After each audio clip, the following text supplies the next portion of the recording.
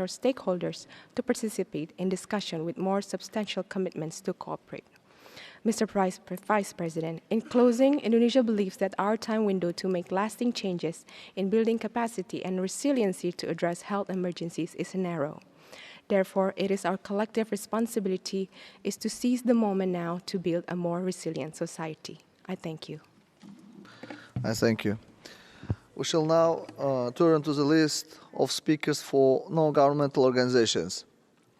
I give the floor to the representative of Friends World Committee for Consultation. Thank you, Chair. Friends World Committee for Consultation, Quakers, welcomes the opportunity to reflect on lessons learned 2 years into this pandemic. A side event we co-sponsored at the International Migration Review Forum in May, focusing on preparedness for the next pandemic, considered what is needed for a resilient global architecture on borders and health. This included the idea of a set of principles that are clear, equitable, streamlined and future-focused. Today we can comment on just two. An equitable approach must understand the differential impact of any measure and prioritise prevention of discriminatory impact. A full border closure affects everyone who needs or wants to cross that border, but it does not affect everyone the same way.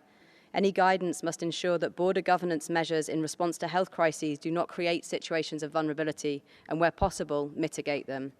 Being future-focused includes learning from what's happening now. In the Progress Declaration adopted by the IMRF, states committed to promoting migrants' meaningful contribution to policy development. The experiences and expertise of migrants must inform planning and preparedness. Sustained and sustainable engagement with migrants would allow communication channels created now to inform policy planning to be used if, or more likely when, a health crisis happens, both to shape communication out to communities and to enable rapid feedback.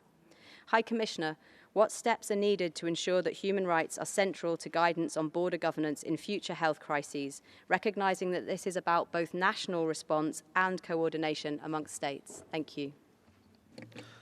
I thank you. I give the floor to the representative of Dominicans for Justice and Peace, Order of Preachers. Señor Presidente, agradecemos a la Alta Comisionada su actualización oral sobre las respuestas de los estados frente a las pandemias. Los estados son responsables de atender los impactos en la pandemia que han sido diferenciados en la población. Las juventudes no fueron consideradas como población de riesgo o prioritaria. Sin embargo, han enfrentado barreras para ejercer sus derechos humanos. El acceso a la educación ha sido una de las principales problemáticas. El 65% de los jóvenes considera que ese derecho se ha visto afectado desde el comienzo de la pandemia. Si bien se dieron clases en línea, no hubo opciones viables para las personas que no contaban con aparatos electrónicos o internet, y como resultado aumentó la suspensión y el abandono de estudios. De acuerdo con la ONU, antes de la COVID-19, aproximadamente 1 de cada 5 jóvenes del mundo carecía de empleo. Esto refleja una ausencia estatal que priorice y promueva los derechos laborales de las juventudes. Durante la pandemia, se exacerbó la precarización laboral, por ejemplo, con la disminución de salarios, lo que tiene impacto en el acceso a otros derechos. Exhortamos a que los gobiernos implementen acciones integrales y tomen en cuenta las voces de las juventudes para contrarrestar las consecuencias por la COVID-19. Gracias, señor presidente. Thank you. I give the floor to the representative of Eventum E.V. Mr. President, Madam High Commissioner, Excellencies, ladies and gentlemen, Juventum is honored to participate. For the last 2 years, COVID-19 rapidly affected many aspects of the human rights responses around the world, including the Human Rights Council. We appreciate many important statements made by High Commissioner and other UN-related human rights experts during this period, and congratulate the compilation of good practices in the OHCHR report. This world learned a lot from this pandemic. The quality of the government's responses made significant differences in the states with similar starting points. To make the lessons permanently beneficial to us, the wisdom should be standardized with the objective criteria to evaluate so that each government can follow. Pandemics generally attack in the order of the vulnerability of the group in each society. Good minimum international standards, as well as a framework of multilateral support, should be established to complement and reinforce the response capability. This should include the consideration of the significant damage made during the lag phase of vaccine development. Fundamental requirements for the healthcare systems and the treatment should be more standardized. Thank you very much for your attention. I thank you.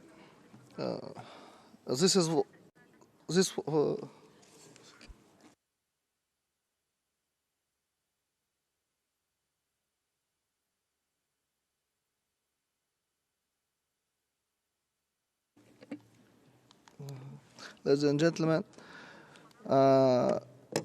due to the High Commissioner's program, I would like to give the floor to the High Commissioner for her concluding remarks, and after we'll continue with the list of speakers. Please, High Commissioner, the floor is yours. Thank you, Vice President, Excellencies, distinguished delegates, representatives of civil society. I want to thank you for your comments and remarks. Over the last 2 years, this Council has correctly placed an important focus on how best to respond to the COVID-19 pandemic. Your interventions are a testament to the richness and wealth of experience and expertise that have been developed. Ensuring universal and equitable access to COVID-19 vaccine is essential to protecting the right to health.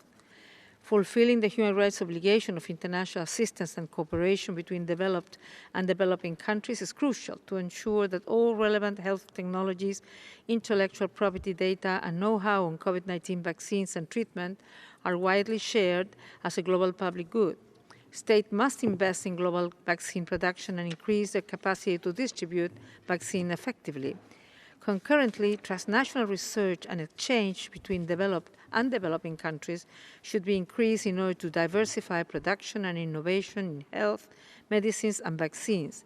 Importantly, states should make every effort in line with international commitments to cooperate for the equitable distribution of diagnostic, vaccines, and treatments, including through ensuring the necessary flow of vaccines and vaccine-related products, technology transfer, the development of local production capacity, the sharing of information and data, and participating in global initiatives aimed at supporting equitable, non-discriminatory access to health facilities, goods, and services.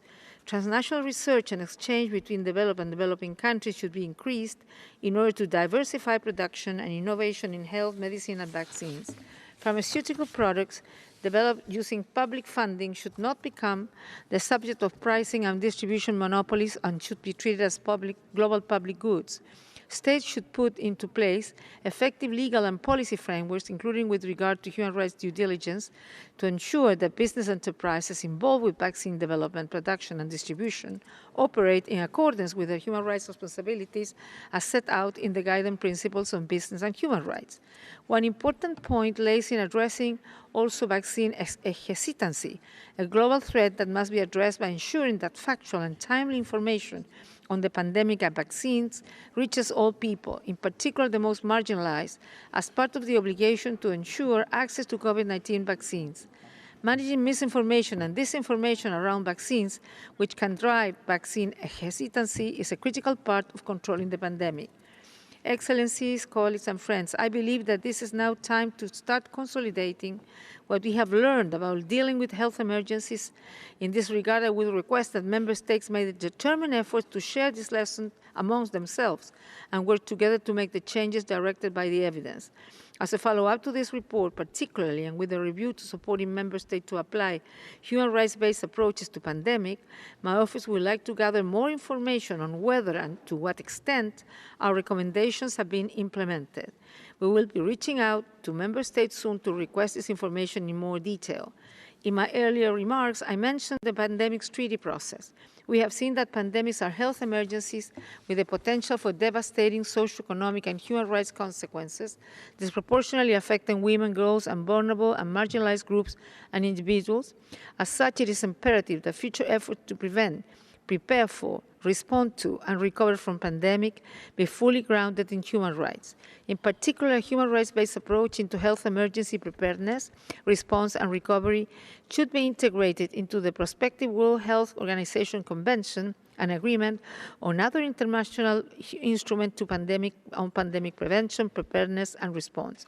Meaningful participation of all relevant actors in the drafting process is central to ensuring its strong grounding in international human rights law. We will not have another opportunity to address health emergencies so comprehensively, so let us be courageous and do what needs to be done, even if it looks very different from what we have done in the past. I thank you. I thank you, High Commissioner, for your participation, for reports and concluding remarks. Thank you very much. Now we will continue with a list of speakers for non-governmental organizations, and I give the floor to the representative of China Society for Human Rights Studies. Ladies and gentlemen, my name is Bo Chao Yang, a lecturer at China University of Political Science Law, addressing today on behalf of China Society for Human Rights Studies. The central role of the state during pandemics and other health emergencies is to mount a robust health response while upholding human rights. This involves respecting, protecting, and fulfilling economic, social, and cultural rights, paying particular attention to universal health coverage and universal social protection. China holds that for developing countries, the rights to subsistence and development are the primary human rights. More efforts are needed to achieve development of higher quality, efficiency, equity, sustainability, and security in order to provide strong safeguards for the advancement of human rights. China's COVID-19 prevention and control practices have proved that the nation can fully tap the advantages of the dynamic zero-COVID approach by leveraging social and economic systems to productively allocate resources. China formulates its policy based on putting people first principle as balancing the pandemic prevention and socio-economic development. China has sustained coordination in the UN, the G20, and other multilateral frameworks to keep up the global economic recovery, as well as to expedite the delivery of the 2030 Agenda for Sustainable Development. In this regard, states should set up investment in health and social protection systems backed by multilateral joined-up approaches based on solidarity. Thanks for your attention. I thank you. Now I give the floor to the representative of Rencontre africaine pour la défense des droits de l'homme. Mr. President, RADO welcomes the oral report of the High Commissioner on State Response to Pandemic. RADO regrets that the global response to the pandemic has been far from united and equitable. However, some states has played a significant role in contributing towards the global response, such as India and South Africa. Despite being particularly affected, India displayed strong commitment in solidarity with its neighbors and especially other countries, including those in Africa and beyond. India not only managed to manufacture COVID-19 vaccines at a scale of export to the world, but it has also been active in technology transfer and distribution of life-saving medication, personal protective equipment, and liquid oxygen.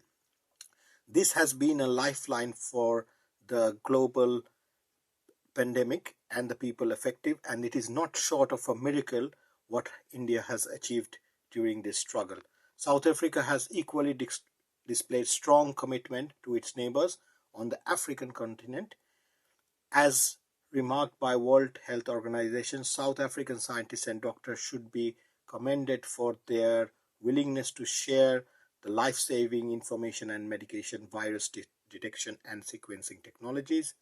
In conclusion, RADO would like to underline this model of cooperation to be acknowledged globally. I thank you. I give the floor to the representative of International Harm Reduction Association.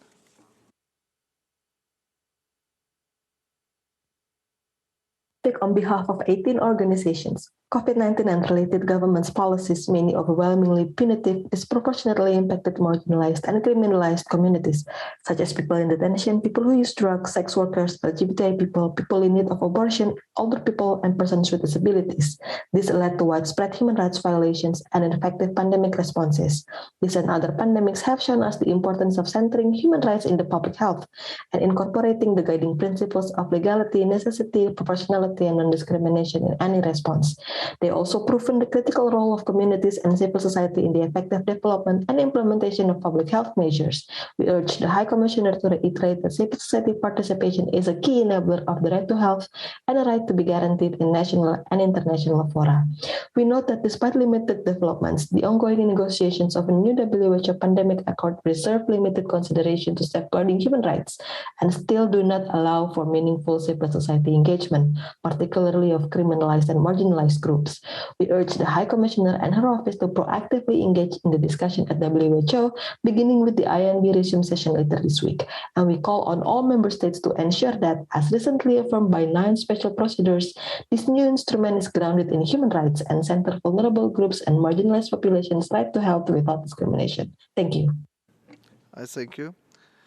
I invite representative of Civicus, World Alliance for Citizen Participation, to take the floor.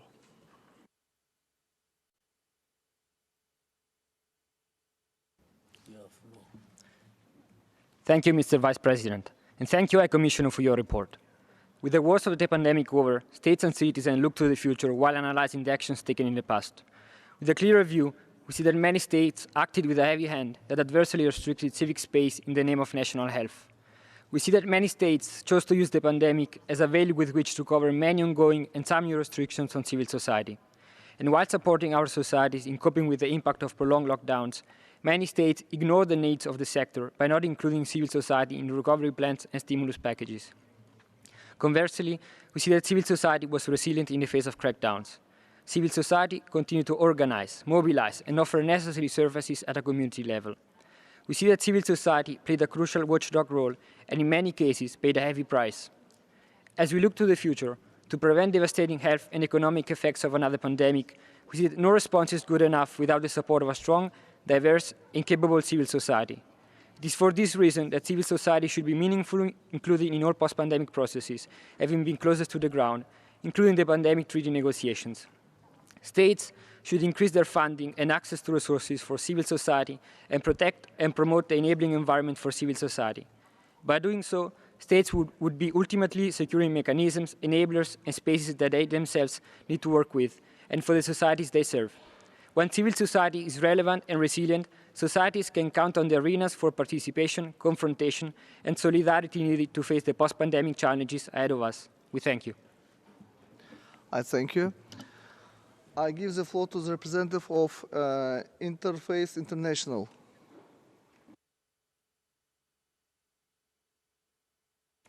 Monsieur le Vice-président, Interface International félicite Madame la Haut-Commissaire pour son rapport et la remercie pour son engagement constant dans la préservation des acquis sur la protection des droits des minorités ethniques et religieuses, les peuples autochtones, les migrants et les réfugiés durant la crise. La pandémie de Covid-19 a eu des conséquences sanitaires et économiques dévastatrices et a causé des bouleversements sans précédent dans la vie des populations, l'économie mondiale et le commerce international. La 12e ministérielle de l'OMC examine aujourd'hui la question des dérogations sur les ADP. Interface International appelle au respect des dispositions de l'article 4 de l'accord sur les ADP. Il est temps d'humaniser les règles du commerce international pour préserver les vies humaines. Interface International appuie l'initiative de l'Inde et de l'Afrique du Sud qui ont pris le devant dès le début de la pandémie pour demander l'abrogation du brevet sur les vaccins pour un accès universel. En conclusion, Interface International demande au secrétariat d'organiser un dialogue interinstitutionnel entre l'OMC, l'OMPI, l'OMS et le BIT pour élaborer une stratégie commune afin de trouver une solution durable pour d'éventuelles crises sanitaires. Je vous remercie pour votre aimable et bienveillante attention, Monsieur le Vice-président. I thank you. I give the floor to the representative of IBON International Foundation. As the UN Human Rights Council holds a dialogue on state responses to pandemics, IBON International highlights the importance of transforming international economic and governance norms to prioritize public health and welfare. Decades of neoliberal policies have privatized healthcare and gutted social protection systems. Women's underpaid and unpaid labor have merely filled in the gaps in social infrastructure. Intellectual property rules that allow a corporate monopoly over technologies has made COVID-19 vaccines inaccessible to the global south. We are concerned that international policy norms still encourage states to tread the neoliberal path. We need to go beyond debt-driven pandemic responses, market-based climate solutions, and the current corporate-centric recovery that promotes private finance first in development. We have the opportunity to protect people's rights by ending the privatization of public services, regressive taxation and austerity, and the blanket liberalization of investments. As the pandemic overlaps with the war in Ukraine, defending people's rights from the health crisis, rising militarism, and soaring food and oil prices should be prioritized. Finally, we need to ensure that public health and welfare are built from economies that uphold people's rights and sovereignty. Mr. President, the prevalence of pandemic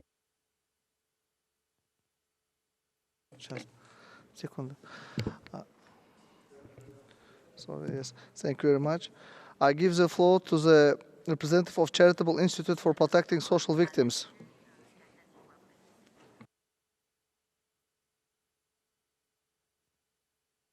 The prevalence of pandemic diseases, along with the horror of this disease and psychological and social harms, will lead to various economic consequences. The first and perhaps the most important outcome is an increase in public and private health expenditures. Since income in most developing countries is at the minimum level of livelihood, increasing health expenditures has forced households to reduce costs, sell the property, and get loans.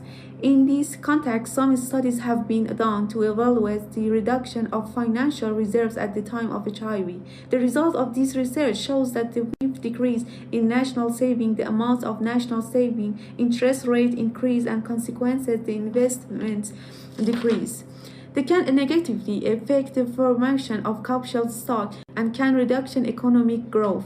Coronavirus, which was spread in China at the end of 2019 in the latest infection disease, they quickly become a global public health crisis. Some countries have taken measures to control the spread of coronavirus, like granting and closure of some business. I draw the Council's opinion to the measure proposed by the states in response to this crisis. 1. Additional budget allocation for the health sector. 2. Allocating cash subsidies to vulnerable households. 3. Support the Employment Increase Fund. And 4. Allocating subsidies for damaged jobs and vulnerable households.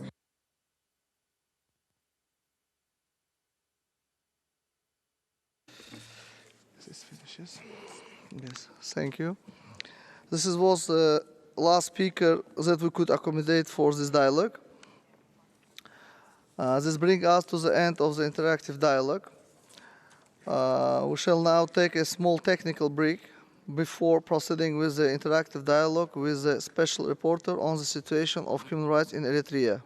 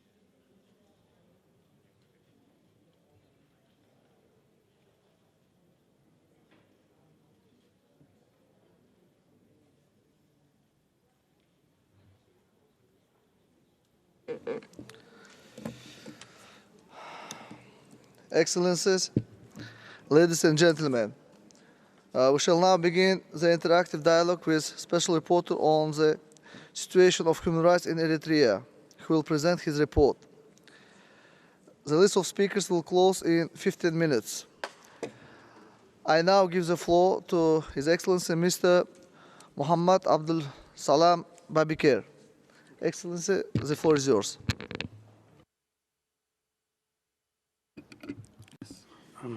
Thank you. Mr. Vice President, Excellencies, ladies and gentlemen, it is my honor to be here today to present my report to the Council on the situation of human rights in Eritrea. The report covers the period from 29th of April 2021 to 22 of April 2022 and focuses on the latest developments on the central human rights issues. Excellencies, since I started my mandate in November 2020, I have not received any evidence of progress in the human rights situation in Eritrea. In fact, I have observed a deterioration in several areas. The involvement of Eritrea in the armed conflict in Ethiopia has brought to the fore the persistent human rights violations linked to the system of indefinite national military service, and further compounded the already dire internal human rights situation in Eritrea. Those who attempt to evade the draft are imprisoned in inhumane and degrading conditions for indefinite periods of time.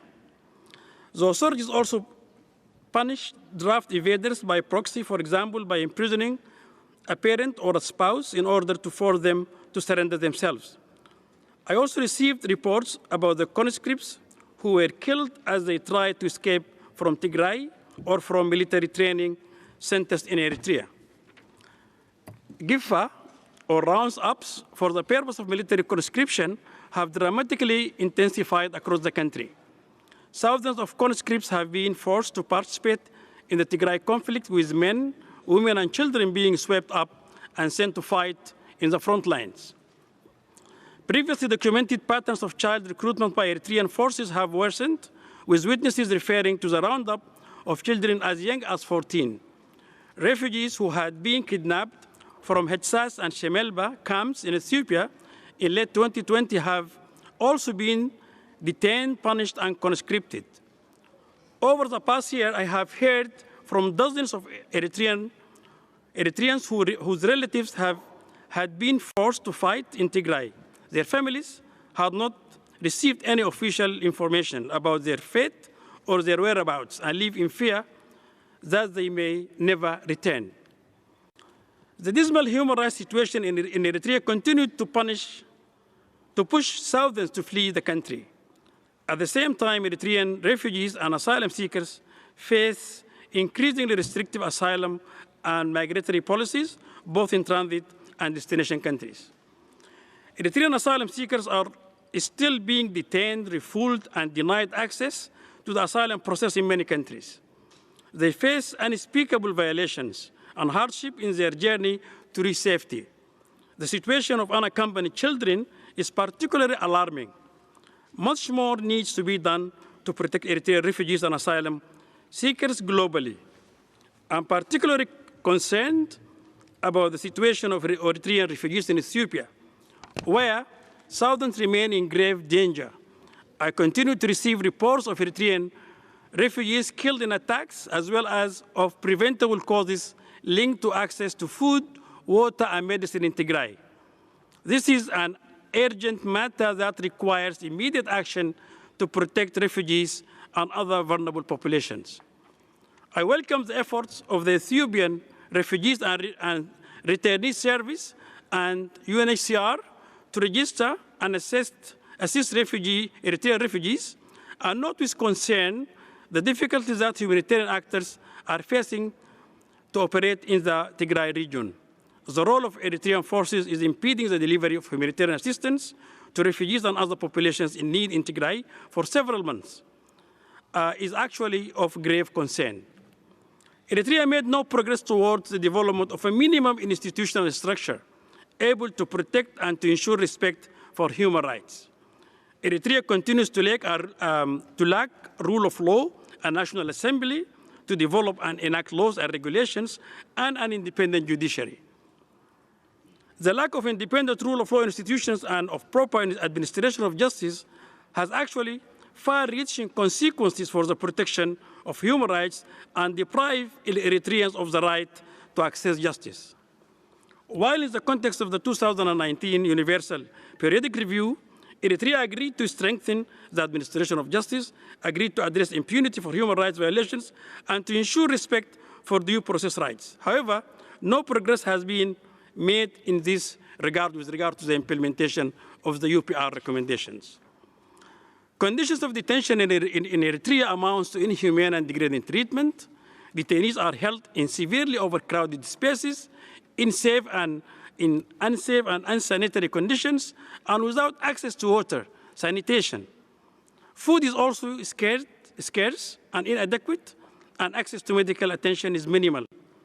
I received information about detainees whose situations severely deteriorated as a result of lack of medical attention. Some actually have died while waiting to receive treatment. I remain gravely concerned by the situation of hundreds of Eritreans who have been disappeared and arbitrarily detained in secret prisons in violation of human rights standards. I continue to hear testimonies from witnesses and victims who were held and tortured in places known as villas. These are actually secret places of detention that cannot be readily identified.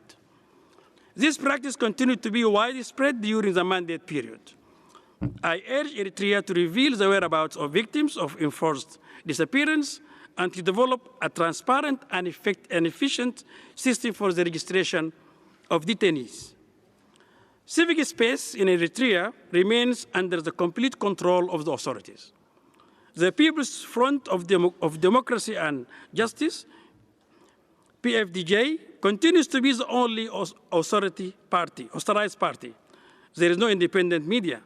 Eritrea remains one of the most censored countries in the world.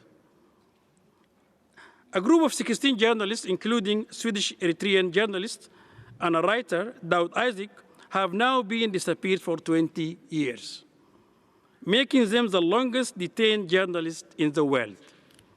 There is also no information regarding the 11 former members of the government known as the G15, detained since 2001. After a wave of releases of Christian prisoners in 2020 and early 2021, these positive steps were reversed during the reporting period with the arrest of at least 47 Christians. 20 Jehovah's Witnesses also remained imprisoned. And I call on the government of Eritrea to release those imprisoned for their religious beliefs and allow all Eritreans to exercise the right to freedom of religion. I welcome the adoption of a new Eritrean UN Sustainable Development Cooperation Framework, as well as the invitation extended to the Office of the High Commissioner for Human Rights to conduct visit in May 2022. While this renewed trend of cooperation with some agencies and mechanisms of the United Nations system is a positive sign, these efforts actually must be accompanied by tangible improvements in the enjoyment and fulfillment of the human rights of Eritreans. Urgent action is required to address wide human rights violations, including arbitrary detention, enforced disappearance, torture, inhumane or degrading treatment, and indefinite conscription. In October 2021, Eritrea was re-elected to serve in the Human Rights Council. As a member of the Council, Eritrea should uphold the highest standard in the promotion and protection of human rights and fully cooperate with the Council, including its special procedures. Eritrea demonstrated lack of will to implement the recommendations of human rights mechanism, including recommendations issued through the Universal Periodic Review process, and also recommendations by treaty bodies as well as Council mandate mechanism. This actually puts the credibility and integrity of this Council in jeopardy. Finally, I regret that the government of Eritrea continues to oppose my mandate and that I have not yet had the opportunity to visit the country or to meet the authorities. My request in January 2021 and August 2021 to undertake an official visit to Eritrea remain unanswered. On 26th of April 2022, a draft report was shared with the government of Eritrea in order to provide it with an opportunity to comment on the observations and findings. Unfortunately, the authorities did not respond. I emphasize that my mandate is in service of the rights of Eritreans, and that my only agenda is making progress on the human rights situation in the country. I hope that the government will revisit its current position and consider engaging in a constructive dialogue with me, and once again, I express my availability, my willingness to work with the government of Eritrea to address the persistent human rights challenges in the country. Thank you. I thank you, Special Rapporteur. According to our practice, we shall start by hearing from the delegation of the country concerned. I now give the floor to the representative of Eritrea. You have the 5 minutes, please.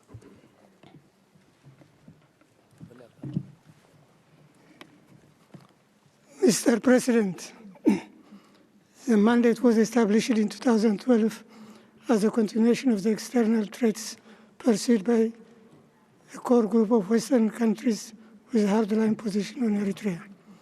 Accordingly, harassment tools, including the UN sanction imposed on Eritrea in the pretext of Eritrea's support to Al-Shabaab, were applied to make Eritrea malleable and accept their diktat, especially on the Eritrean-Ethiopian Boundary Commission international award that they wanted to illegally alter at the expense of its territorial integrity and sovereignty.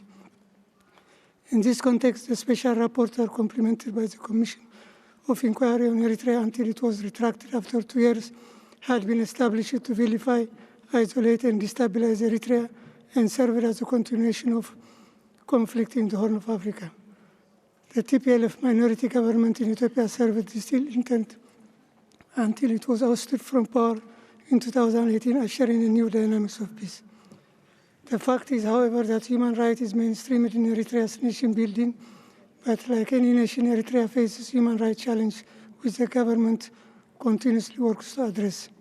But there is no human rights crisis that warrants the treatment of Eritrea under Human Rights Council special mandate, as any challenge can be better be addressed through the EPR. On the onset, the rapporteur has devoted again substantial portion of the report to the situation in Tigray region on Ethiopia beyond his mandate, and thus my delegation will not respond to any part of the extraneous report. We deeply regret that the mandate holder took the position to attack the National Service Program, which is the backbone of the defense forces, to undermine the right of self-defense and the right to live in peace without any threats. In a sense, the report at hand, as usual, lacks objectivity and is compounded by failures that violate the Code of Conduct or special procedures. Moreover, it is irresponsible that the special rapporteur again comes with unsubstantiated information from selected, anonymous, and dubious sources through remote monitoring, aiming to label baseless allegations previously clarified and rejected, and Eritrea will not respond again to these outrageous allegations. After the restoration of the Eritrea-Ethiopia peace in 2018, with implication to the revitalization of the Horn of Africa regional dynamics, the Tigray crisis has been invented to abort these new dynamics and reassert the US and Western allies' geopolitical agendas in the new reality of the shifting global order. Simultaneous failed insurrectional attacks were thus waged to change the Eritrean government and in parallel reinstate the TPLF clique back into power. Furthermore, in the context of the law enforcement measure taken by the Ethiopian government, the Tigray crisis has been exploited for scapegoating Eritrea through unfounded human rights allegations, including obstruction of humanitarian assistance by Eritrean force. Eritrea rejects these allegations and opposes the coverage of the Tigray crisis in the report, as the mandate deals on the human rights situation in Eritrea. In conclusion, Mr. President, the special rapporteur at hand is again crafted only to level the ground for the continuation of the unfair and unjust mandate which has not created any dividend, and my delegation thus calls on delegates to 1. acknowledge and support Eritrea's ground reality and its modest effort to consolidate the emerging regional dynamics of peace, security, and development in the Horn of Africa. Oppose any draft resolution aiming at the extension of the mandate. 3. Support the ongoing Eritrea CPR process and implementation. I thank you, Mr. President. I thank you, Excellency. I would like to inform that the list of speakers is now closed. I now invite interested delegations to ask questions of the special reporter and to make comments on his report. I give the floor to the distinguished representative of Iceland on behalf of a group of countries. Thank you, Mr. Vice President. I have the honor to deliver the statement on behalf of the Nordic Baltic countries. We thank the Special Rapporteur for his report. We remain deeply concerned over persistent human rights violations in Eritrea, in particular the practice of indefinite national service, arbitrary detention, enforced disappearances, and widespread sexual and gender-based violence. We condemn the continuing involvement of Eritrea in the war in Ethiopia, including reports of the deployment of child soldiers and forced conscription of Eritrean refugees. We urge the government to immediately and unconditionally withdraw Eritrean forces from Ethiopia and to investigate all alleged breaches of international law by Eritrean actors in Ethiopia. We also condemn severe restrictions on the rights to freedom of expression and religion or belief and the continued closure of civic space in Eritrea. We call on the Eritrean government to release all those arbitrarily detained, to end the practices of prolonged incommunicado and arbitrary detention, and to develop independent rule of law institutions to protect human rights.